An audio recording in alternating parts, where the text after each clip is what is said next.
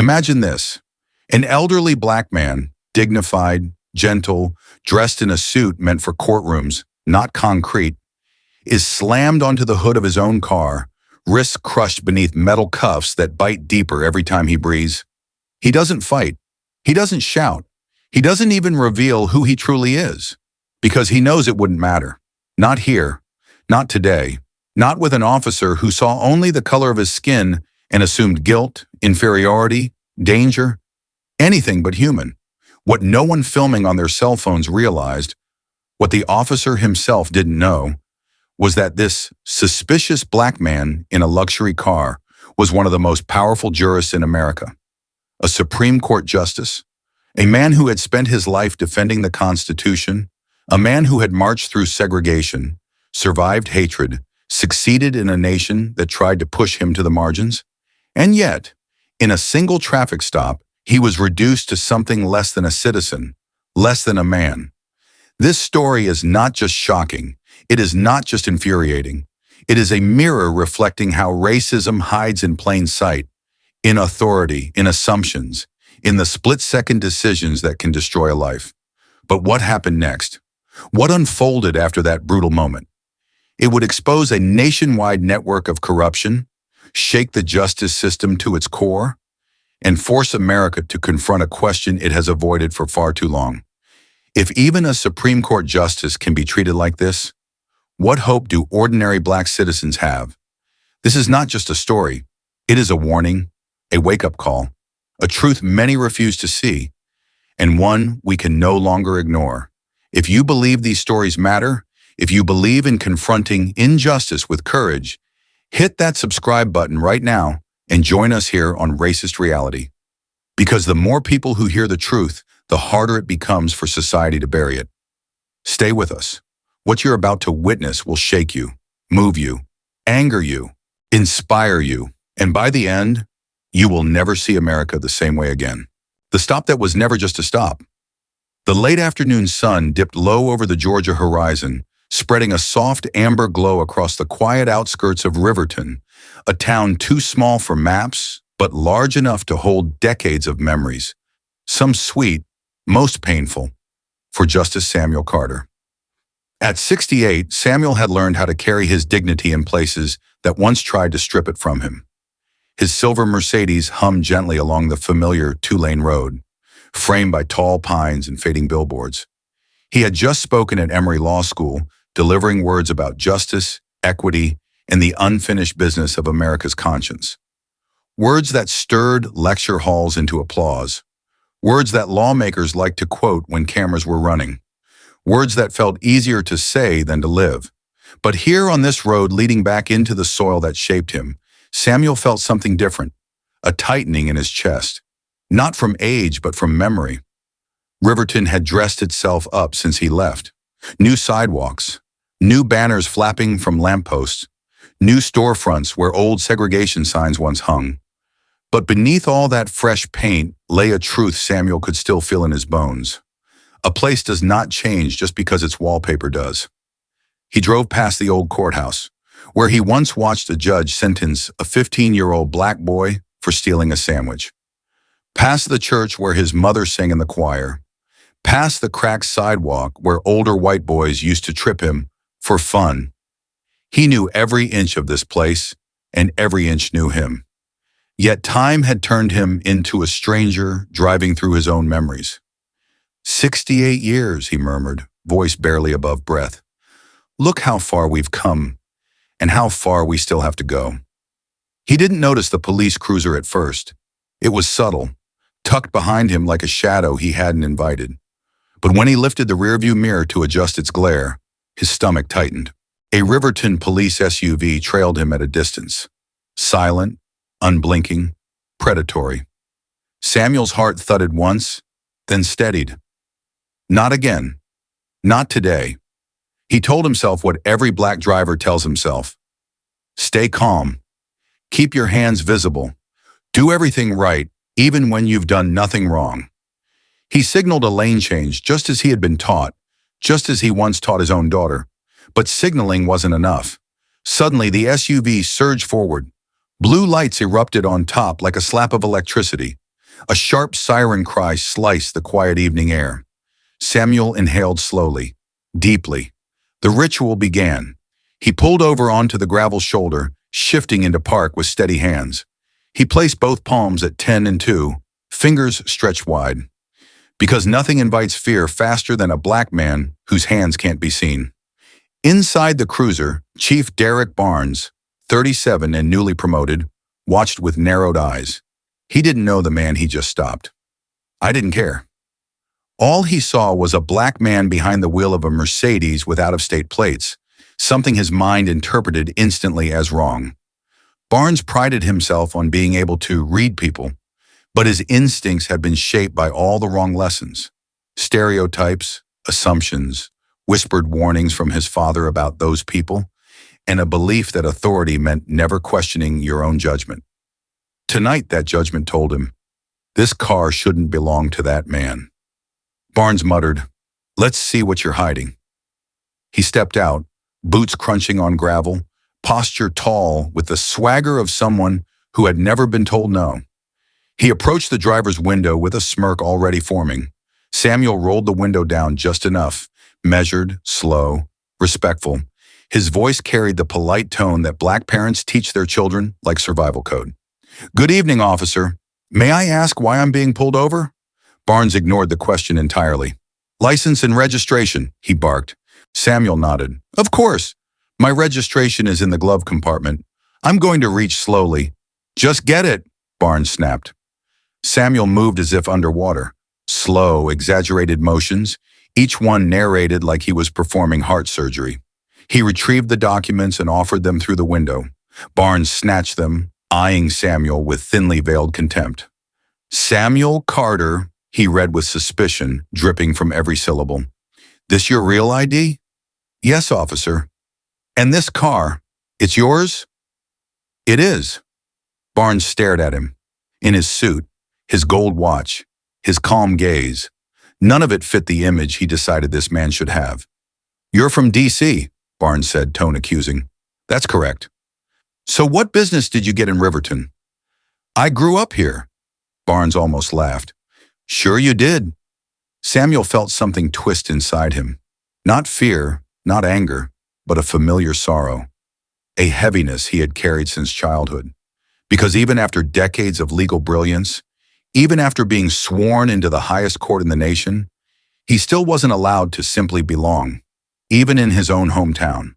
Officer, Samuel said gently, have I committed a violation? Barnes stepped closer, eyes sharpening with something uglier than suspicion. Step out of the vehicle. Samuel blinked.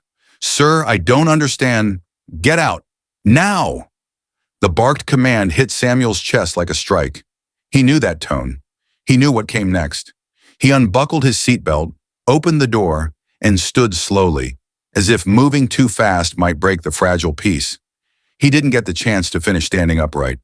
Barnes grabbed him, spun him, slammed him against the Mercedes. Samuel's body jolted with pain, ribs pressing hard against metal, cheek scraping the cool surface. Hands on the hood, spread your legs.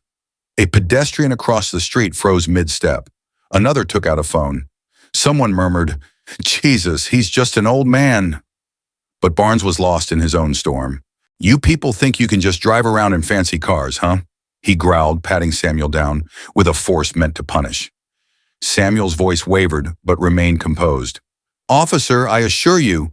Shut up. Samuel's wrists were jerked backward. Metal cuffs clamped around them, digging deep into tender skin.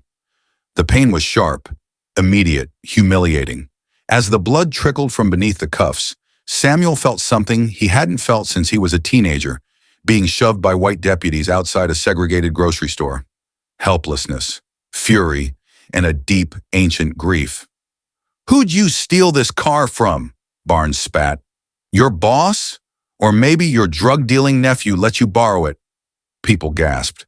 A woman shouted, He didn't do anything. But Barnes turned, eyes blazing. You want to go to jail too? Mind your damn business. Samuel was shoved downward, knees buckling, the asphalt scorching his cheek. In that moment, his suit torn, cufflinks scraped, heart thudding, he realized something profound and devastating. This officer didn't see his age, didn't see his humanity, certainly didn't see a Supreme Court justice. He saw only a black man he could hurt without consequence. As Barnes tightened his grip and dragged him toward the patrol car, Samuel made a decision, one that would alter his life and ripple through the nation. He would not reveal who he was. Not yet. Not while anonymity gave him access to the truth of what millions face every day. Barnes shoved him into the back of the cruiser, the door slamming shut with a hollow, echoing thud. Inside the darkness of the patrol car, Samuel closed his eyes and whispered, not in fear, but in heartbreaking clarity. If this is how they treat me, God help the ones with no power at all. And as the cruiser pulled away, leaving tire tracks across the fragile piece of Riverton streets, the first sparks of a national reckoning quietly ignited. The cell, the pain, and the choice to stay silent. The world inside the Riverton police station felt colder than it should have. The air conditioning rattled overhead, blowing frigid bursts of air onto the concrete floor, where Justice Samuel Carter sat hunched on a metal bench, his hands cuffed behind him, the steel biting deeper into his swollen wrists. Age had softened his joints, but not his spirit. Yet tonight even his spirit felt bruised. Barnes had shoved him into the holding cell with a force that knocked Samuel off balance. He caught himself before falling, but the sudden jolt rattled his lungs. The cell door clanged shut, the sound echoing like a judge's final gavel. Except this time, the judgment wasn't based on evidence or law. It came from a single man's bias, sealed behind a badge and unchecked authority. Samuel inhaled slowly, exhaled slowly, steadied himself. He had survived far worse before he wore a robe. But something about tonight felt heavier. Maybe it was age. Maybe it was the familiarity of a pain he thought he had left behind. Maybe it was the knowledge that the same system he had dedicated his life to strengthening could still strip him of dignity in a heartbeat. Barnes hadn't even bothered to remove the cuffs. He had only smirked, muttering, "Sit tight, old man. Might be a long night." Samuel had felt his chest tighten then, not from panic but from the lack of the heart medication he normally took with lunch. It lay inside the briefcase still locked in his car, confiscated without care or consideration. He tried shifting on the bench, but the cuffs dug deeper. His wrists throbbed. His head ached. The oppressive silence of the cell wrapped around him like a dark cloak. Minutes passed, then 40, then nearly an hour. Long enough for his heartbeat to steady into something uneasy, a warning rhythm. He closed his eyes and whispered into the empty room, "If this is what an old man feels, what happens to the young ones they never give a chance to?" Beside him, the scratched plexiglass reflected his slumped posture back at him. Gray at the temples, elegant suit wrinkled, the quiet authority of his presence stripped bare. He looked like any black man unjustly detained in America. And that truth stung deeper than the cuffs. A different kind of fear enters the scene. Roughly 30 minutes into his confinement, a young officer appeared at the doorway. Officer Jason Miller, late 20s, nervous in a way that suggested he still believed in rules, consequences, and the old-fashioned idea that truth mattered. He cleared his throat softly. "Sir, I need to process your paperwork." His voice trembled on the word "sir," as if unused to addressing someone older with respect inside these walls. Samuel looked up, calm, composed, in control, even if his body ached. "Of course," he answered. Miller stepped into the fluorescent light, holding a clipboard. He studied Samuel's face again, and something clicked. Recognition flickered, not full understanding, but a sense of familiarity he couldn't quite place. "Sir, forgive me for asking, but have we met before? You look familiar." Samuel tilted his head, offering nothing. "I don't believe so." Miller frowned. I looked again, and then his whole body stiffened. "Wait, are you Samuel Carter? As in Justice Carter of the Supreme Court?" Silence hung heavy. Samuel held the young man's gaze, measured, calm, unwavering. "I would prefer not to discuss my identity right now." Miller's eyes widened. He looked from Samuel to the holding cell door, then toward the main office where Barnes had disappeared. His pulse quickened at the realization. They had arrested a Supreme Court justice. Miller swallowed hard. "Sir," he whispered urgently, "Chief Barnes needs to know. If you're who I think you are, this is a huge mistake." Samuel spoke gently but firmly. "I'm interested in seeing how your system treats an anonymous black citizen." It wasn't a threat. It wasn't anger. It was true, and Miller felt the weight of it instantly, as if Samuel was holding up a mirror to the entire department. Before Miller could gather his thoughts, heavy footsteps echoed through the hallway. "Barnes," he entered like a storm. "Miller, what's taking so long with the booking?" Miller swallowed. "Sir, I think we might have made a miss—" "Don't let them fool you," Barnes interrupted, waving him off. "They'll say anything to get out of trouble. This one's already pretending he owns a $100,000 Mercedes." Miller tried again, voice shrinking. "Chief, I really think we should verify—" Barnes cut him off sharply. "He looks like a liar who resisted arrest. Book him for identity fraud, resisting, obstruction, the whole list." Samuel watched the exchange with a quiet, judicial gaze, the same look he had given lawyers in his courtroom when he knew they were twisting truth into knots. Miller faltered. Barnes's authority pressed down like a weight he wasn't strong enough to lift. The young officer lowered his eyes, unable to defend the justice he had just recognized. Outside the station, at that very moment, the video of Samuel's arrest had begun spreading across social media. Comments poured in, views skyrocketed, people argued, speculated, condemned. But inside the cell, Samuel knew none of this. He simply sat alone, humiliated, wrists bleeding, breathing shallowly. Hours passed, 5 to be exact. During that time, he was denied water twice, denied a phone call, denied his heart medication, denied dignity, denied humanity. In those hours, he wasn't Justice Carter. He wasn't a scholar, he wasn't a judge, he wasn't a leader. He was just another black man in a cell, suffering because someone saw him as something less than human.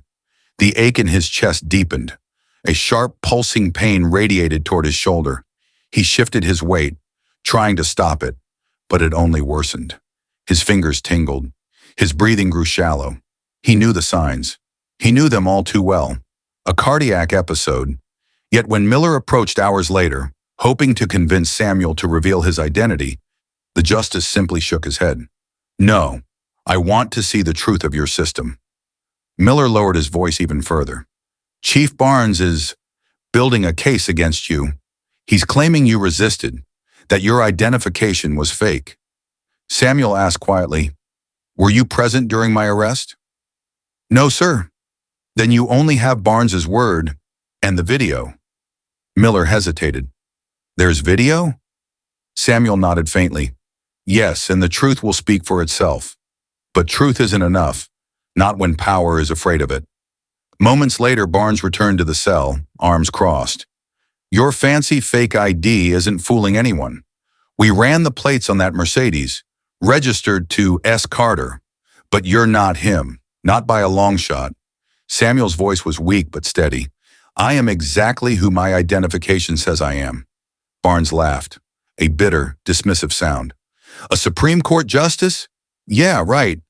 You expect me to believe one of the most powerful men in America just decided to stroll through Riverton, and I just happened to pull him over?" Samuel held his gaze. "No, Officer Barnes, I expect you to believe the law, and the law says I have the right to be treated equally without bias, regardless of who I am." Barnes's face darkened. "You'll regret playing games with me." He turned to Miller. "No phone calls for this one. Let him sit. Let him think." And he walked away. Miller remained at the cell door for a moment. He stared at Samuel through the plexiglass, horrified, not just by the injustice, but by his own helplessness. He whispered, "I'm sorry." Samuel gave him a faint nod, his breath shallow, pain radiating through his chest like a warning bell. Meanwhile, far away but growing closer, in Atlanta, an attorney named Alicia Carter sat frozen in her office chair, staring at her phone. On the screen, A viral video of an elderly black man being forced to the ground by a Riverton police officer. For 2 seconds, she didn't breathe. Then her heart plummeted. "Dad!" Her father's voice, his posture, his suit, his glasses. She saw everything. Her hands shook as she replayed the video, her breath hitching. She grabbed her car keys, wiped tears she didn't remember shedding, and sprinted out the door. She didn't know yet that her father had been denied medication. She didn't know he had nearly collapsed. She didn't know he had been treated like a criminal for simply existing in the wrong place, but she knew he needed her, and she drove like the highway owed her a debt. Inside the cell, Samuel whispered the truth to himself. The pain in his chest was worse now. His vision blurred around the edges, his fingers numbed. He leaned back against the cold wall, fighting to stay conscious. Yet despite everything, the humiliation, the fear, the pain, the anger, he felt something deeper, heavier, more human than all of it. The knowledge that millions live this pain every day, and no one ever came for them. He forced a breath through trembling lips. This is the reality for so many. But maybe I can turn it into something greater. His eyelids fluttered. But first I must live through it. And the lights overhead flickered, humming softly, unaware that a Supreme Court justice was fighting for breath in a forgotten cell. Unaware that the storm building outside Riverton was about to rip the country open. The reveal that shook a town and a nation. The muted fluorescent lights of the Riverton police station flickered as Officer Jason Miller paced nervously outside the holding cell. His palms were sweaty, his chest tight with the knowledge he now carried like a burning coal. He had recognized the man in the cell. Not a vague resemblance. Not a possibility. It was him, Justice Samuel Carter, one of the 9 most powerful judges in the country. But in Riverton tonight, he was just another black man shoved into a cage. Miller's gaze kept drifting toward the cell, where Samuel sat slumped, breathing shallowly, the pain in his chest growing more visible with every passing minute. It wasn't just wrong, it was dangerous. And Miller's conscience, still uncalloused by years of looking the other way, screamed at him to do something. He took a step toward the chief's office. Before his courage could turn into words, the door slammed open. Mayor Linda Parsons, short, brisk, and furious, stormed into the station, followed by Lieutenant Mark Rivera. Miller froze as her heels clacked across the linoleum like gunshots. "Where is he?" she demanded, holding up a leather ID card. Barnes emerged from his office, confused. "What's going on?" The mayor shoved the ID toward him. "You arrested Justice Samuel Carter," she snapped, "one of the most respected legal minds in America. You dragged him off the street like a criminal." Barnes stared at the card, blinked, shook his head. No, that's impossible." "It's real," Rivera said quietly, "and he's been sitting in your cell for 6 hours." Barnes scoffed. "Someone must have made a fake. Why would a Supreme Court justice be here? In Riverton? Alone?" "Because he grew up here, you idiot," the mayor roared. Her voice cracked through the station, echoing off the walls. For the first time that night, Barnes faltered. But pride is a dangerous thing, especially when wrapped in prejudice. He puffed out his chest. Well, even if he is Justice Carter, he didn't identify himself. He resisted. You used excessive force on a 68-year-old man, the mayor snapped, and denied him medical care. Miller spoke up then, voice trembling. "Chief, he needs help. He's been struggling to breathe." Barnes shot him a poisonous glare. "Stay out of this, Miller." But it was too late. The mayor wasn't listening to excuses anymore. She marched toward the holding cell with Rivera and Miller behind her. When they reached the door, the sight of Samuel stopped her cold. He was slumped sideways, one hand pressed weakly against his chest, skin pale, sweat gathering at his temples. "Justice Carter!" she exclaimed, kneeling beside the bars. "Sir, can you hear me?" His eyelids fluttered open. He looked at her with a quiet dignity that had survived humiliation. "My medication?" he whispered, voice thin as paper. "In my briefcase." "We'll get it," she said quickly. "We're calling an ambulance now." Rivera ran to make the call. Barnes appeared at the door, still stubborn, still unwilling to admit fault. "This doesn't make sense," he muttered. "If he's really who you say he is..." Why didn't he say so? Samuel lifted his head just enough to meet his eyes. Because the law, he breathed, should protect everyone, not just those with titles. The room fell silent. Even Barnes couldn't meet his gaze. Moments later, the paramedics burst in.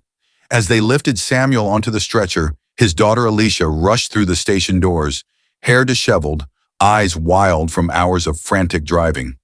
"Dad!" she cried, running to his side. He managed a faint smile. "I knew you'd come." She turned on Barnes with a rage so fierce it made Miller step back. "You denied him his medication?" she said, trembling. "He could have died." Barnes had no answer, no defense, no authority left to hide behind. And the cameras outside, oh, they were rolling by the dozen. The world wakes up by dawn. The country had seen the video. The frail, elderly man pinned to the ground. The slurs, the excessive force, the arrogance of a police chief who believed he owned the right to decide who belonged.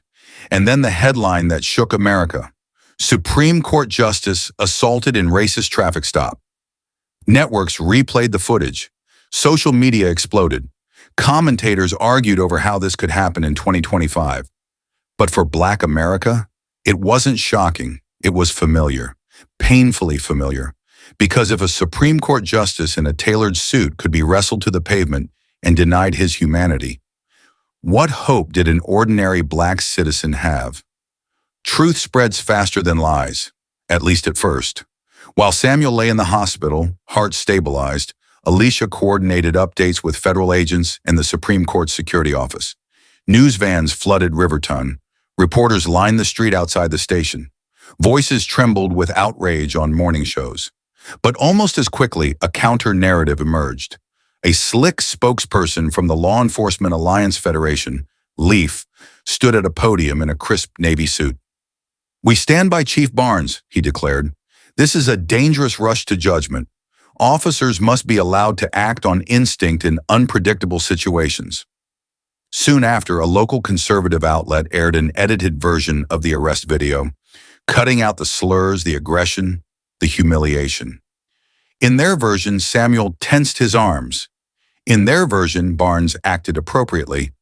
In their version, reality twisted into something unrecognizable. That's how misinformation works. You don't need to erase the truth. You only need to distort it. As lies rose like smoke, Samuel lay in his hospital bed, watching the ceiling, thinking of all the people who never got to clear their names, never got to be believed, never had cameras filming, never had daughters racing to save them. He whispered, "God, let this pain mean something." The investigation deepens. The mayor placed Barnes on immediate administrative leave. Internal affairs arrived. FBI agents gathered statements. The Department of Justice requested preliminary reports. But Barnes refused to back down. In his first media appearance, he declared, "I treated Mr. Carter like any other suspicious individual. Race had nothing to do with it, and he refused to comply." It was a lie so thin it snapped the moment it left his lips. Yet many wanted to believe it, not because it was convincing, but because it preserved a comforting illusion. If he deserved it, then racism wasn't the real issue. But the evidence told a different story. Body cam footage, some audio conveniently malfunctioning, eyewitness recordings, a documented pattern of Barnes profiling Black drivers, past complaints conveniently dismissed. The truth was a wildfire, and even the strongest institutions were starting to feel the heat. Alicia confronts her father later that evening, with the hospital bustling outside the glass wall. Alicia sat beside Samuel's bed. "You should have told them who you are," she whispered, tears threatening to spill. "You could have died." Samuel turned his head slowly, meeting her gaze with the quiet strength she had admired her whole life. "If I had told them," he said softly, "the lesson would be lost." She shook her head. "Dad, this isn't your burden to carry." But he knew better. "It's all our burden," he murmured, "until the day it isn't." She took his hand, squeezing it tightly. The unspoken truth lay between them. Justice shouldn't depend on a title, or a name, or a robe, or power. It should belong to everyone. Yet tonight, Samuel Carter had nearly died, proving that America still wasn't there. Not even close. The moral seed is planted. The world had witnessed a painful truth. You can climb to the highest court in the land, and racism can still pull you to the ground. But the deeper lesson, the one the story asks us all to carry, is simple. We cannot build a stronger America if we accept humiliation as procedure. Honey, we cannot claim justice if bias determines who deserves it. We cannot say we love this country if we don't love its people equally. Discrimination doesn't just wound individuals, it weakens a nation. And the moment Justice Carter fell onto the asphalt, breath knocked from his lungs, wrist bleeding into the pavement, America felt that wound too. If we allow injustice to stand, anywhere against anyone, we allow the foundations of our country to crack. But if we choose empathy, courage, and truth, we begin to build something stronger, something worthy of the America we claim to believe in. When truth becomes a threat. By the time dawn broke over Riverton, the world had already begun choosing sides. And in America, sides formed quickly, not around facts, but around fears. In the hospital room where Justice Samuel Carter rested, the morning light crept in gently, washing over the lines of stress etched into his face.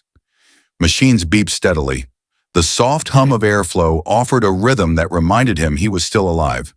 But life was no longer a private matter. Samuel Carter was now the center of a national storm. His daughter Alicia stood near the window, scrolling through her phone, jaw clenched. The news anchors spoke in urgent tones. Shocking viral video. Supreme Court justice assaulted. Growing calls for investigation. Police unions respond. Every outlet played the footage. Each time a part of her flinched. She finally turned from the window. Dad, you should rest, he answered with a tired smile. Resting won't stop what's coming. Alicia exhaled sharply. It already started. The counterattack begins, not far away in a glass-walled conference room buzzing with reporters. The Law Enforcement Alliance Federation, LEAF, was hard at work rewriting the narrative. A polished spokesman named Thomas Ward stood before a podium, voice smooth, measured, rehearsed. This rush to judgment against Chief Derek Barnes is dangerous, he declared. We ask the public to wait for the facts. Facts. The word sounded clean, sterile, far removed from the asphalt burn on Samuel's cheek or the bruises blooming across his ribs. Behind Ward, a slideshow displayed statistics about officer safety, designed to stir fear rather than truth. Chief Barnes acted according to his training, Ward continued. He had reason to believe the driver was behaving suspiciously. Suspicious, the oldest word in the vocabulary of racial profiling. Suspicious meant existing outside the boundaries of someone else's comfort. And Samuel Carter had been suspicious because he was a black man in a luxury car. Leaf's media machine worked fast. Within hours, conservative talk shows framed Samuel as aggressive. Edited videos circulated, removing slurs and brutality. Anonymous accounts flooded comment sections with doubt and conspiracy theories. The goal was simple: make the public question their own eyes. Because when people doubt what they've seen, they become vulnerable to whatever someone with authority tells them to believe. Pain becomes political currency. In Samuel's hospital room, Alicia received a text alert from the Supreme Court's media liaison. They're asking for a statement, she told her father. Something calming. Something that avoids tension.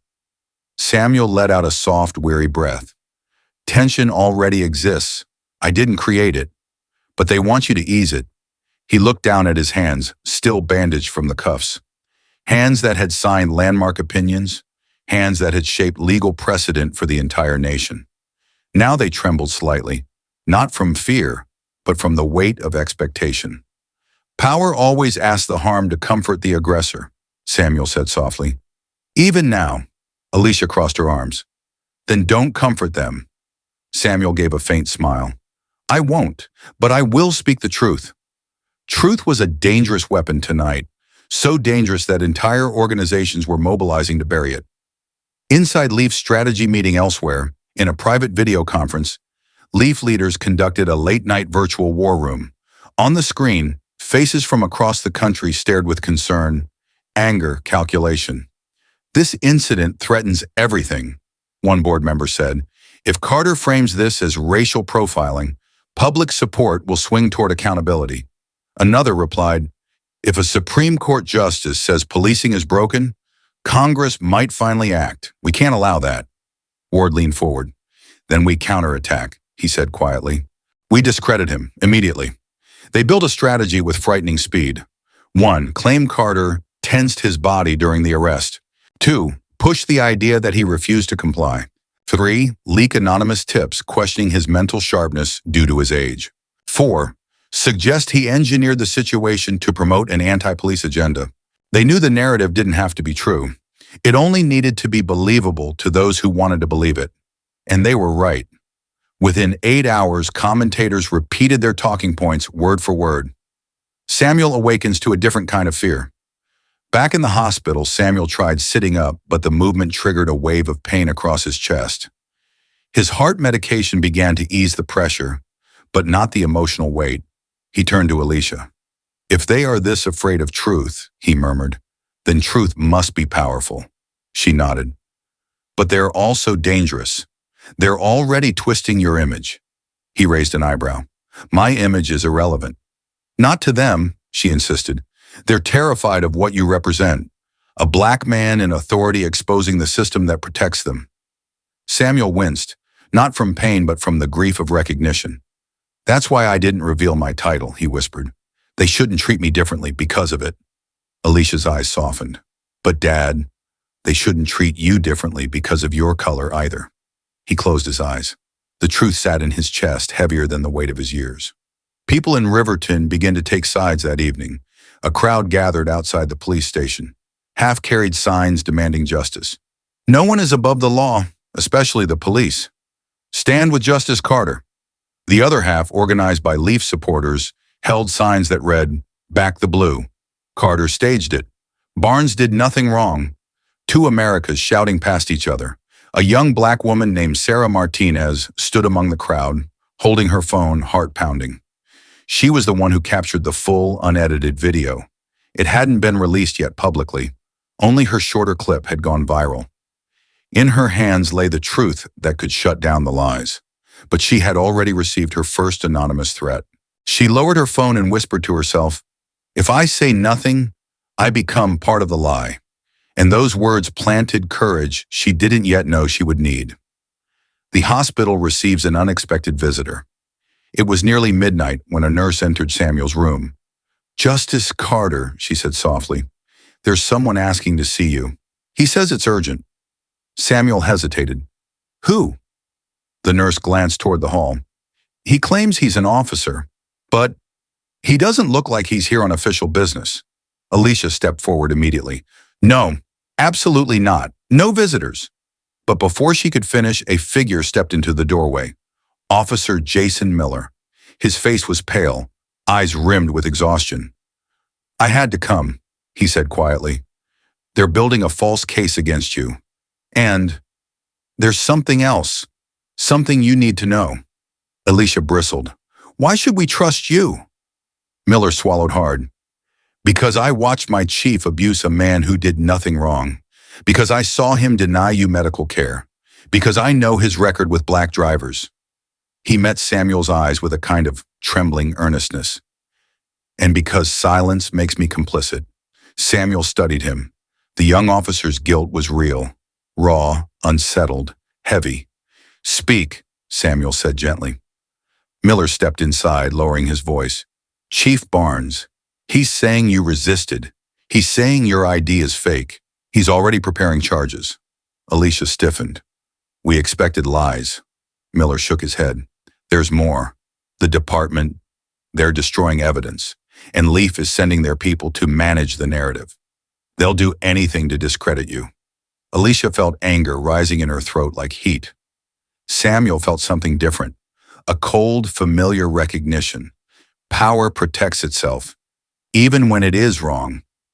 Miller's voice cracked. I'm here because I need to do the right thing, even if it costs me my career. Samuel gave him a long, steady look. Doing what's right, he said softly, always costs something. A truth too painful to turn away from. As Miller left, Alicia sat down beside her father, hands trembling. "They're trying to bury you," she whispered, "and they haven't even apologized." Samuel gently placed his hand over hers. "My child, systems built on fear do not apologize. They defend themselves." She blinked back tears. "So what do we do?" He looked at her, really looked at her, with the same quiet resilience that had carried him through decades of battles larger than himself. "We do what our people have always done," he said softly. "We tell the truth. We stand together. And we refuse to let hate write the story of this country." Alicia exhaled shakily. His words were not dramatic. They were not meant to inspire applause, but they carried the weight of history and the hope of a future still worth fighting for. A future where justice does not depend on the color of your skin, where authority does not shield wrongdoing, where humanity is not divided into who is protected and who is endangered. A future where love, empathy, and accountability build something stronger than fear ever could. Outside the hospital window, Riverton slept uneasily, unaware that the storm gathering around Justice Carter was about to engulf far more than one town. It would rattle the nation, challenge the powerful, and expose the truth. When a system fears a man for telling the truth, it reveals exactly why the truth is needed. And Samuel Carter, hurt, exhausted, but unbroken, was ready to speak it. The courtroom where justice was supposed to live. 3 days after the world learned his name, not from legal briefs but from a viral arrest video, Justice Samuel Carter found himself sitting inside a county courthouse that felt smaller than his breath. The courtroom in Riverton County was a simple room, wooden pews, scuffed floors, walls the color of old parchment. But today it carried the weight of a nation's gaze. Reporters filled the aisles. Protesters outside chanted so loudly the windows trembled. Federal agents lined the walls. Flashbulbs flickered like nervous lightning. And at the front of it all, elevated on a bench slightly too large for him, sat Judge Harold Whitmore. 65, silver-haired, expression tight as a clenched fist. Samuel could read him instantly. He had read men like Whitmore all his life. Judge Whitmore wore impartiality like a costume, neat, pressed, convincing from a distance. But his eyes gave him away. They held the familiar, subtle stiffness of a man whose loyalties were already decided before the hearing began.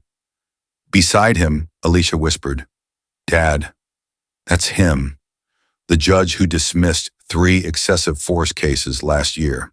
2 involved Chief Barnes." Samuel nodded. He had suspected as much.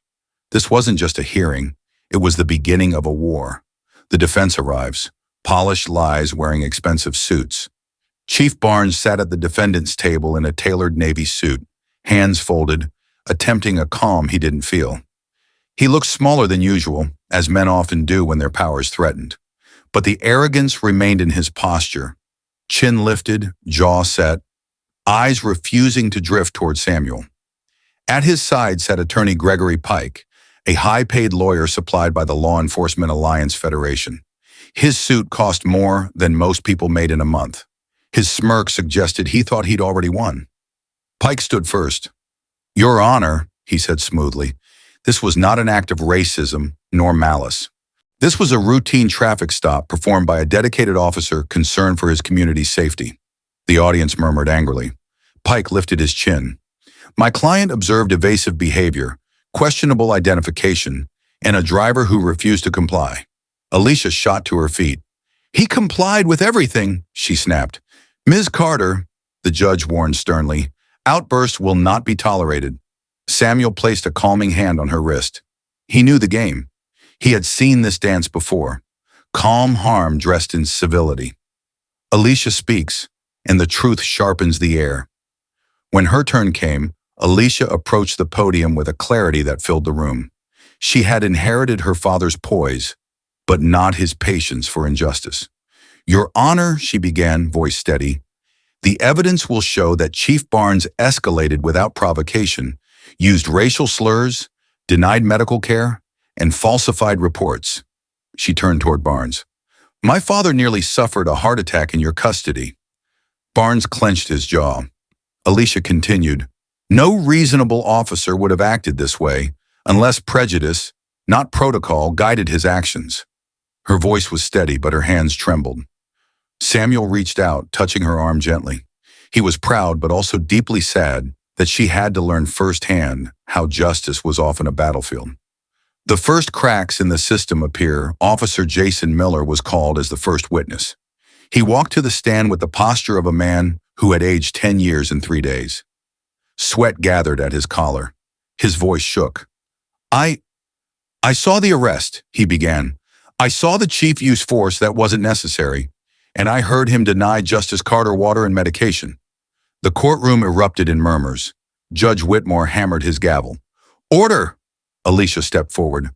Officer Miller, did Chief Barnes ever treat white drivers in this manner? Miller hesitated. The courtroom leaned in. No, he said softly. Never. And did he often stop black drivers in luxury cars? Miller swallowed hard. Yes, he called it fishing. A wave of disgust rippled through the room, but Gregory Pike stood with a smile. Officer Miller, he said, stepping toward the witness stand, isn't it true you were denied a promotion last year? Miller blinked, confused. What does that have to do? And isn't it true, Pike continued, voice louder, that Chief Barnes was the one who denied it? Miller froze. So, Pike said, pacing slowly, is it possible you are here today not out of concern for justice, but out of resentment? No, Miller exclaimed, voice cracking. I'm here because what he did was wrong. But Pike had already planted the seed. That was the tactic. He didn't need to disprove the truth. He only needed to muddy it. The system protects itself. During a recess, Alicia received a text from her investigator. Judge Whitmore and Pike went to law school together, the message read, and served on the same conservative legal society board. A cold shiver ran down her spine. Conflict of interest, undisclosed, hidden. She approached her father.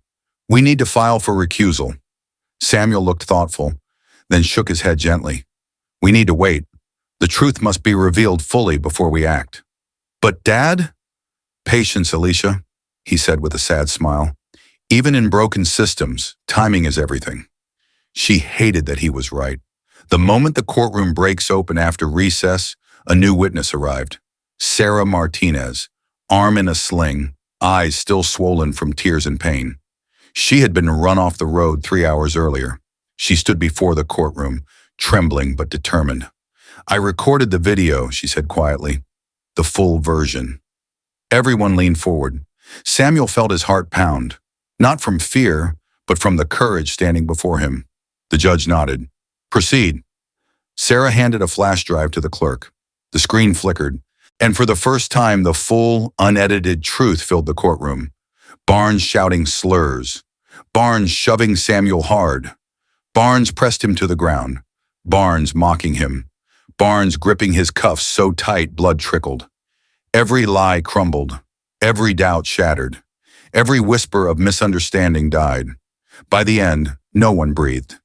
Even Judge Whitmore's mask cracked momentarily. Alicia whispered, finally. Samuel closed his eyes, not in relief, but in mourning, because truth should never require a witness to survive danger, harassment, and fear to be believed. Truth should not need violence to be visible, but powerful systems don't go down quietly. Once the video ended, Pike shot up. Your Honor, this is taken out of context. A collective groan echoed across the room. Even some officers shifted uncomfortably. Pike continued with rising desperation. Chief Barnes may have spoken harshly, but the suspect, Mr. Carter, refused to cooperate. He nearly choked on the word suspect. Alicia stood slowly. Mr. Carter, she said firmly, is a Supreme Court justice. The courtroom erupted. Judge Whitmore hammered the gavel. Order! But the order had already dissolved, and Barnes, who had remained quiet until now, rose abruptly. I'm not racist, he shouted, pointing a trembling hand at Samuel. You people think everything is about race. I was doing my job. You people. The words hung in the air like poison. Gasps rippled across the room. Alicia's expression hardened. She had her closing argument now, spoken from Barnes's own mouth. A lesson the nation needed to hear. When things finally calmed, the judge announced he would take the matter under advisement. a phrase that meant delay, a phrase that meant the system was trying to save itself. As the hearing adjourned, Alicia helped her father rise. "You did nothing wrong," she whispered. Samuel nodded faintly. "I know, but knowing is not enough." He paused, breathing deeply. "For change to happen, people must see the truth, not only in courts, but in themselves." Alicia frowned.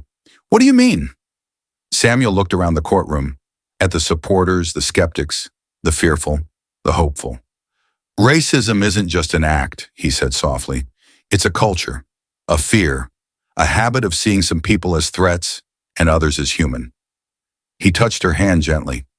"And until we heal that, justice will always be on trial." As they stepped outside, the crowd erupted in applause and cheers, chanting his name. Cameras flashed, microphones thrust forward. But Samuel didn't smile.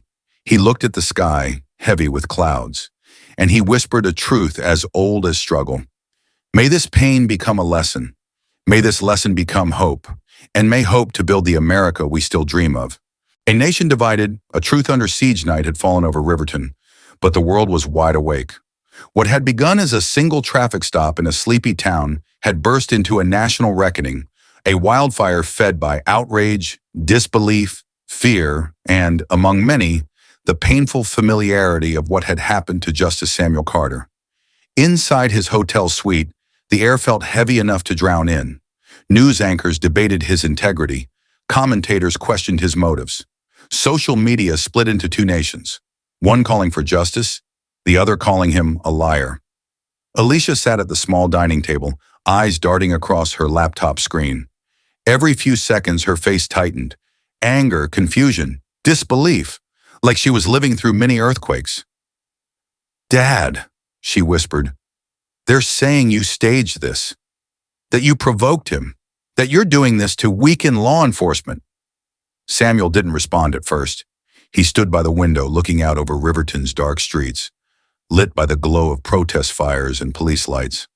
The faint echoes of chanting drifted upward like restless ghosts. "It was only a matter of time," he murmured.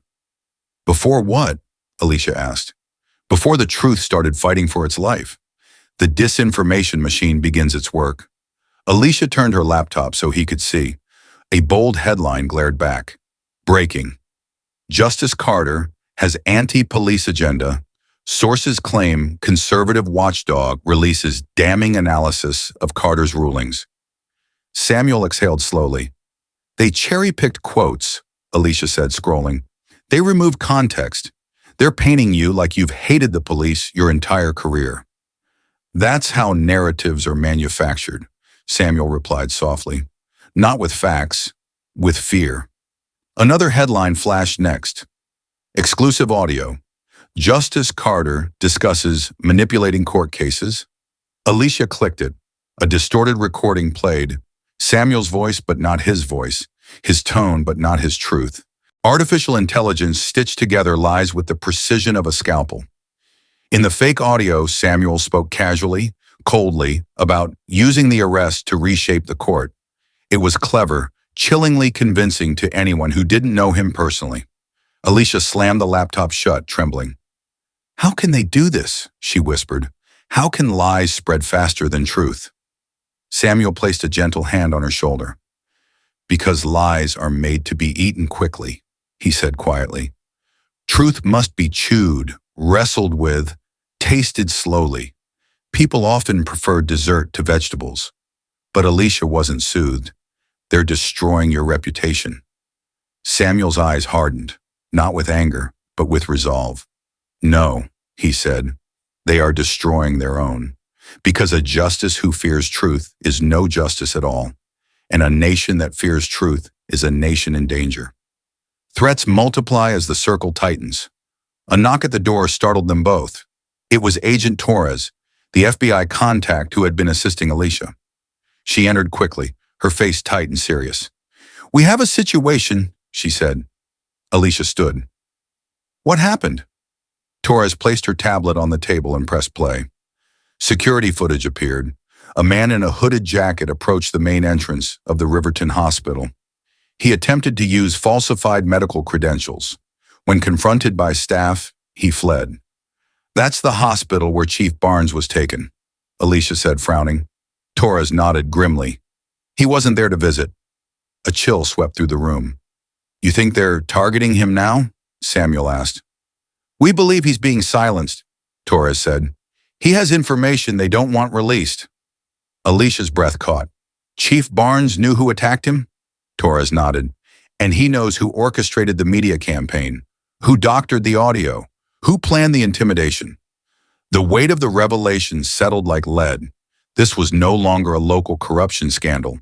This was an operation. The stakes rise. A home violated, a life endangered. As Torres was explaining, Samuel's phone buzzed. It was a number from Washington. He answered. His face turned to stone. When the call ended, he simply said, They broke into my home. Alicia's heart lurched. What? Are you okay? I wasn't there, he said. But they took documents, sensitive ones. Torres stepped closer. Justice Carter, what kind of documents? Preliminary drafts, he said quietly. Notes on upcoming cases. One in particular. Alicia's eyes widened. Dad, not... Yes, he said. The Daniels case. The case that could finally limit qualified immunity. The case law enforcement unions feared. The case extremist groups were desperate to control. Torres exhaled sharply. They're not just targeting you. They're targeting the Supreme Court. The room fell silent. This was bigger than a racist arrest. Bigger than a corrupted police chief. Bigger than Riverton. A storm was forming over the foundations of American justice. And Samuel Carter had walked directly into its eye. Word arrives from the court. A blow sharper than a betrayal. Alicia's phone buzzed next. An email from the Supreme Court administrator. She scanned it, then froze. Dad, she whispered. The court is asking you to take a leave of absence. Samuel nodded, unsurprised. I expected this. Alicia slammed the phone on the table. You expected your own colleagues to abandon you? They're not abandoning me, he said gently. They're protecting the court's image. But they're letting extremists win. They're letting lies dictate the agenda. They're punishing you for being wrongfully arrested. Samuel's silence was its own heartbreak. Finally, he said softly, Institutional preservation has always been the court's greatest fear. They would sacrifice a justice before risking public trust. Alicia's eyes glistened. Dad, doesn't that hurt? Samuel swallowed. Every day, a lesson rises from pain. He walked toward the window, pressing his palm to the cool glass. Do you know what frightens me most? He said. Alicia shook her head. That people watching all this, black, brown, marginalized people, will conclude the system is irredeemable, that justice is a luxury meant only for a few. He turned to Alicia, his eyes tired but burning. But justice must never become a myth. If we give up on it, we surrender the possibility of a better nation. Alicia approached him slowly. You sound like you still believe change is possible. Not because the system is fair, he said softly, but because people can be brave. He touched her cheek gently. And courage, my dear, is contagious. A final blow arrives, one that could crush most men. Torres received another message and paled. Justice Carter, we have confirmed the source of the fake audio. Samuel waited. It came from a server connected to the Brave Shield Coalition. Same network as the threats, same network as the hospital intruder, same network coordinating the protests. Alicia felt her stomach drop. It was worse than they thought. Torres hesitated, then added, Director Harrington is requesting an emergency meeting with you tomorrow. The Bureau is finally opening a full-scale investigation. Samuel's eyes closed in brief, exhausted relief. At last. But Alicia saw something in her father she hadn't seen before. Weariness. Bone-deep weariness. He wasn't afraid of the fight. He was afraid of the cost. The human truth beneath the legal battle. As Torres left, Alicia wrapped her arms around him. His body felt smaller than she remembered, as if the weight of the nation was pressing down on him. Dad, she whispered, why didn't you just say who you were during the arrest? This all could have been avoided. Samuel cupped the back of her head gently. Sometimes, he said softly, you must understand suffering from the inside before you can heal it from above. Alicia pulled back, eyes shining. And was it worth it? Samuel looked out the window again, at the protests, at the anger, at the hope, at the fear. At this moment, he said calmly, I don't know. Then after a long breath, but I believe someday someone will say yes. The battle for the court, the soul of a nation. Morning in Washington, D.C. did not arrive quietly. It arrived armored. Barriers stretched for blocks around the Supreme Court, like ribs protecting a bruised heart. Police cruisers idled at intersections. Tactical teams patrolled rooftops. A low hum rolled overhead as helicopters traced circles through the gray sky. It was the kind of morning that whispered one undeniable truth. America was preparing for something historic, or something catastrophic. Justice Samuel Carter sat in the armored SUV, hands folded loosely, watching the Capitol shrink behind reinforced glass. He looked tired, yes, older than he had weeks before, but his eyes held something unbroken, something steady. Alicia, seated beside him, studied him quietly. You're calm, she said. I'm centered, he corrected gently. Calm is the absence of fear. Centered is the ability to walk with it. The SUV turned down a cleared security road. Barricades parted. Officers saluted. Snipers scanned every rooftop, their silhouettes flickering like uneasy shadows. Dad, Alicia whispered, the threats they mentioned, are you sure this is safe? Samuel offered her a small, weary smile. No, but justice has never lived in safety. It has always lived in sacrifice. Inside the robbing room, a divided court. The justices gathered in the small ceremonial room where black robes hung like solemn sentinels. Normally, they exchanged handshakes, quiet greetings, the gentle camaraderie of those who had committed their lives to the same institution. Not today. Today, the air vibrated with tension and suspicion. Justice Morris avoided Samuel entirely, fussing with his robe like a man afraid his own skin might betray him. Justice Chen gave Samuel a supportive touch on the arm. Justice Fitzgerald, previously the most skeptical conservative, nodded at him with a quiet respect that hadn't existed months before. Chief Justice Harding approached. The marshal briefed me, he whispered. Are you certain you want to proceed today? Samuel smoothed a wrinkle from his robe. I will not allow fear to decide what cases this court hears. Harding exhaled. I suspected that would be your answer. It's the only answer, Samuel said softly. The marshal opened the door. It is time. The courtroom falls, silent reporters rose. Spectators rose. Attorneys rose. Even the restless energy outside, the chants, the conflict, the noise, felt like it paused to breathe. Samuel stepped into the chamber. He was not just a man entering a courtroom. He was a man walking into a storm engineered to silence him. Every eye followed him to his seat. Every camera captured the moment. Every heartbeat in the room synchronized for one brief, fragile instant. The case that would redefine police accountability in America, Daniels v. Chicago Police Department, was about to begin. Arguments for accountability, a voice for the voiceless.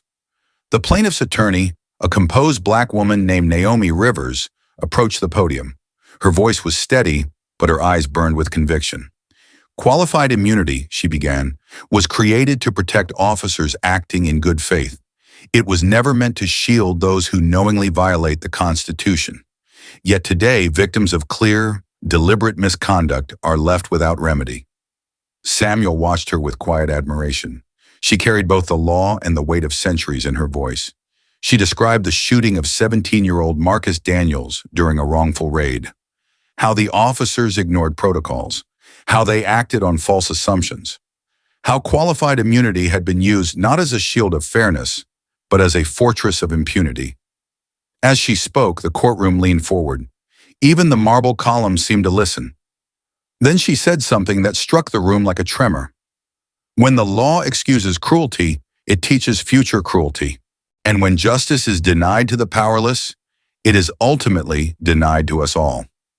Samuel felt those words settle into him like a memory he'd been holding at arm's reach. The defense. Fear wrapped in authority. When the police department's counsel approached the podium, the shift was palpable. He emphasized officer danger, difficult split-second decisions, The chaos of policing. If you weaken immunity, he warned, officers will hesitate, lives will be lost, criminals will exploit this. Fear, cold and calculated, echoed through the chamber. Justice Morris seized the moment. Are we not endangering officers by exposing them to frivolous lawsuits? He demanded. Naomi Rivers answered evenly. What endangers officers more? Accountability, or a culture that tells them the law bends around them? True professionalism should not fear scrutiny, it should welcome it. Samuel saw Morris recoil, not because she was wrong, but because she was right. Samuel speaks. A question that cuts to the bone. When Samuel finally leaned forward to question counsel, the room stilled. Counsel, he began, voice soft but sharp. The Constitution protects citizens from unreasonable searches and seizures. It does not guarantee officers freedom from accountability. How do we justify a doctrine that punishes victims more harshly than it restrains misconduct? A rustle moved through the courtroom. It was an accusation wrapped as a question, a mirror held to a nation that didn't like what it saw. The defense counsel faltered. Justice Carter, the intent— Samuel lifted a hand gently. I am asking not for intent, he said, but impact. Somewhere behind him, Justice Fitzgerald nodded slowly, absorbing every word. A threat unfolds. Fear enters the chamber. As the defense concluded, Marshall stepped forward with pale urgency, whispering into the Chief Justice's ear. Harding's expression tightened. He tapped his gavel. This court will take a brief recess. Spectators stirred. Reporters buzzed. The justices rose. In the conference room, the marshal spoke quickly. We intercepted an explosive device at a service entrance.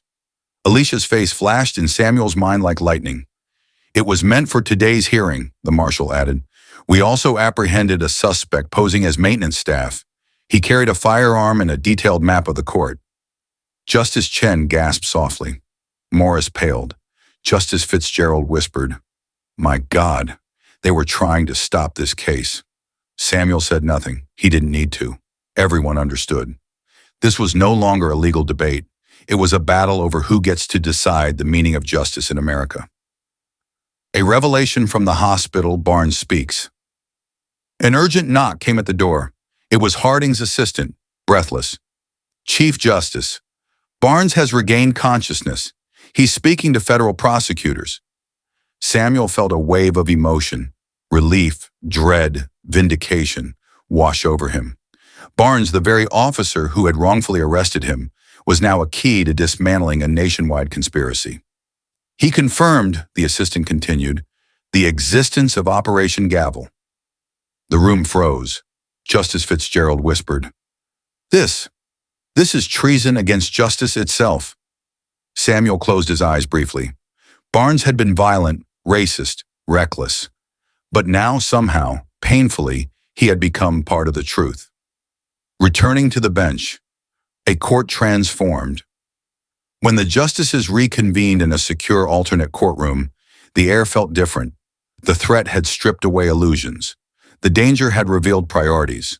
The conspiracy had forced everyone to choose a side, not left or right, not liberal or conservative, but truth or fear. Samuel saw it in Fitzgerald's eyes, in Chen's quiet determination, even in Harding's troubled posture. Justice was no longer an abstract debate. It had a face, a wound, a consequence, a name, Marcus Daniels. And whether he wanted it or not, Samuel Carter. Samuel speaks once more. A moral reckoning. When he leaned forward to offer his final question, he did so not as a man seeking personal vindication, but as a steward of the Constitution. When we place authority beyond question, he said softly, we place freedom at risk. The founders did not build this nation on the idea that power is infallible. They built it on the belief that people, ordinary people, are endowed with rights that no officer, no institution, no government may strip away. He let the silence swell before adding, accountability does not weaken the nation. It strengthens it. Justice is not a burden for the brave. It is their calling. A murmur spread through the courtroom. Not noise, not dissent, but a collective exhale, a recognition of truth. Justice Fitzgerald offered one final question to the defense, and it carried the weight of transformation. Why should any officer fear consequences if he acts with integrity? The defense counsel had no answer, because finally the answer was clear. A new dawn for justice, a new path for America. 3 months had passed since the day the Supreme Court chamber became the target of an attack. 3 months since the Daniels case was argued under the shadow of violence. 3 months since the nation had watched Justice Samuel Carter walk into the courtroom, knowing there were people who wanted him silenced forever. 3 months, and yet it felt like years, like a lifetime, like the country itself had aged. And now, on a warm spring morning in Riverton, the future waited. The town square, once the site of Samuel's humiliation, was adorned with banners, flowers, and rows of white folding chairs. Community elders sat beside young people. Police officers stood alongside activists. Black families who had marched through decades of injustice sat next to white families who were only now beginning to understand how differently the world treated their neighbors. At the center of it all stood a polished plaque covered by a cloth. A new beginning was about to be unveiled. Alicia, standing next to her father, squeezed his arm gently. "You ready?" she asked. Samuel smiled, the kind of smile that had weathered storms but kept its warmth. "I've been ready for a long time." The decision that changed America. The nation already knew the outcome. The world had felt the tremor. Daniels versus Chicago Police Department had been decided. 5-4, a historic majority, a monumental shift. For decades, qualified immunity had been treated like an impenetrable fortress, protecting officers even when they acted with reckless disregard for human life. Now, for the first time, the court had carved a breach in that wall. The ruling, quickly named the Carter Standard by legal scholars, declared that officers who acted in good faith would remain protected. But those who acted with malice, recklessness, or willful disregard for constitutional rights could be held accountable. No badge, no uniform, no position could shield deliberate injustice. It was a legal earthquake, a turning point many had believed impossible, a decision shaped by doctrine, yes, but also by a man who had lived the very injustice the law had long ignored. Justice Fitzgerald's concurring opinion had stunned the nation. He wrote, "My colleague, Justice Carter, opened my eyes not with persuasion, but with experience. What he endured showed me what our doctrine had failed to see, that unchecked authority endangers not just the public, but the moral foundation of policing itself." For the first time in decades, the court had shifted its gravitational center, not toward ideology, but toward humanity. And now, as the country adjusted to its new legal landscape, Riverton was preparing to honor the man who had sparked the transformation. Justice Carter returns to the scene of his pain. As Samuel stepped up to the podium, silence fell over the square. There was the bank where people had once peered out their windows to watch a black man forced onto the concrete. There was the diner where, generations ago, he and his father weren't allowed to sit inside. There was the street where Officer Barnes had shoved him against his own car, demanding to know which white person he had stolen it from. The memories wrapped around him like vines, painful, tangled, but part of the soil he grew from. His voice, when it came, was soft but resonant. "3 months ago," he began, "I sat in a jail cell not far from here. My wrists were bruised. My chest hurts. My dignity was taken from me without cause. And I asked myself, how many others have sat in this cell? How many walked these same steps, but without the shield of a title, or education, or national attention?" He paused, heads bowed. Some wiped tears. "What happened to me," he said, "was not unique. It was only unusual because of who I was, not because of what was done." A hush fell deeper. Even the breeze seemed to listen. "But today," he continued, "we turn suffering into purpose." He gestured to the covered plaque beside him. Today, Riverton became the birthplace of something new. Alicia stepped forward and pulled away the cloth. The crowd gasped. Gold letters gleamed on the plaque. The Carter Center for Constitutional Policing, founded to ensure justice protects every community and every citizen.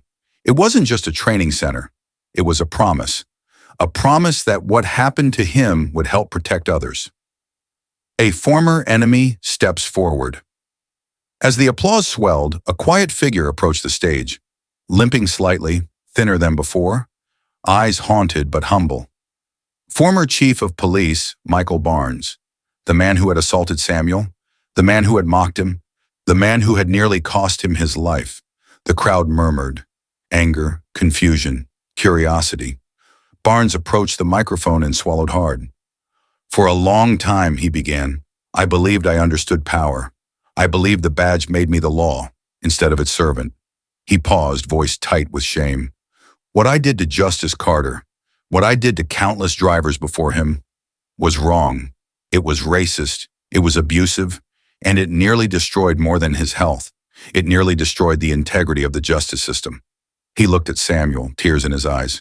You chose not to ruin my life. You chose to let the truth, not vengeance, be my judge. And because of that mercy, I stand here today, alive, humbled, and committed to change. He turned back to the crowd. This center will train officers, not to be warriors, but guardians. Not to assert dominance, but to uphold dignity. Not to fear the communities they serve, but to serve them with honor. A single tear rolled down his cheek. I will spend the rest of my life earning back what I lost, my integrity.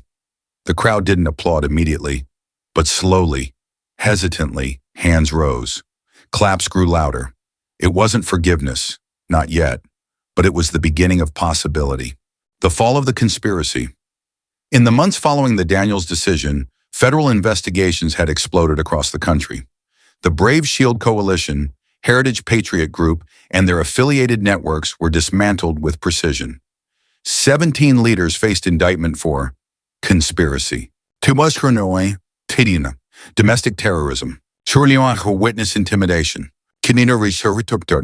judicial interference, and coordinated disinformation campaigns. The Supreme Court clerk who had leaked security information was arrested. Several police officials resigned. Politicians implicated in the cover-up retreated into scandal. And James Whitaker, the orchestrator of Operation Gavel, was captured in Costa Rica after 6 weeks on the run. His arrest made headlines worldwide. But the biggest shock of all, Judge Richard Hollis resigned in disgrace. He now awaited trial. The conspiracy was not just exposed, it was crushed. A nation slowly changing.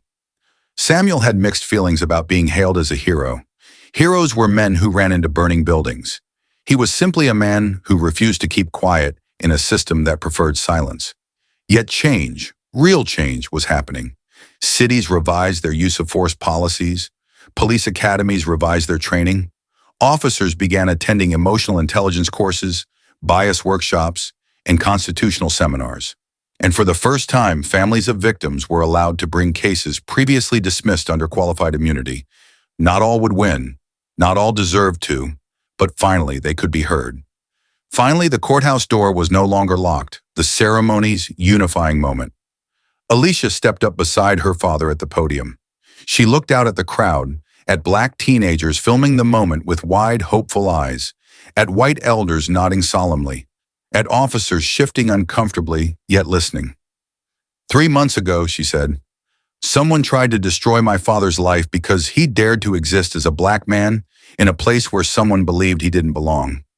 Her voice broke slightly. But my father taught me something, that pain, when held with purpose, becomes power. She reached for her father's hand, and power, when used with compassion, becomes change. Samuel felt tears burn behind his eyelids. Alicia's voice grew stronger. We do not heal America by pretending racism is gone. We heal it by facing it, challenging it, rejecting it, and choosing, over and over, to build bridges where others built walls. The crowd rose to its feet, not for applause but out of reverence. Something sacred was happening. A community once fractured was becoming whole. Samuel's final message to America. Samuel looked out at the sea of faces.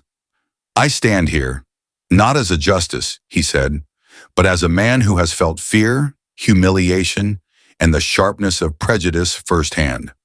He paused, feeling the weight of his own heartbeat. And I stand here to tell you, Hate does not win unless we let it. Division does not spread unless we feed it. Injustice does not grow unless good people stand silent. His voice strengthened. But when we choose love over fear, courage over comfort, truth over lies, America becomes not just a country, but a community. He placed his hand over his heart. I believe in this country, not because it is perfect, but because it is capable of choosing better. A murmur of emotion rippled through the square. Let us choose better today, he said softly. Let us choose better tomorrow, and let us choose better for every generation that follows.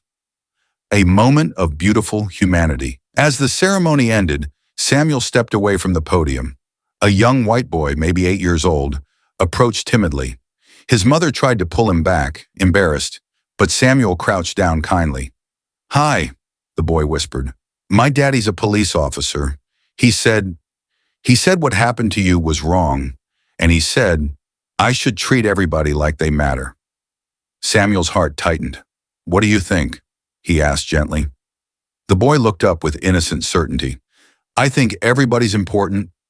Samuel smiled, a warm, aching smile. You're going to help build a better America, he said, placing a hand on the boy's shoulder. Never lose that. The boy nodded proudly and ran back to his mother, who mouthed a tearful, thank you. And just like that, amid the pain, amid the weight of history, the future flickered into view. A small, human moment, a glimpse of who we could be, a whisper of hope. When we look at what happened to Justice Samuel Carter, we're forced to face an uncomfortable truth. Racism is not a relic of the past. It's a living wound inside our systems, our assumptions, and sometimes even our silence. But his story also reveals something far more powerful. The human spirit doesn't break easily. It bends. It endures.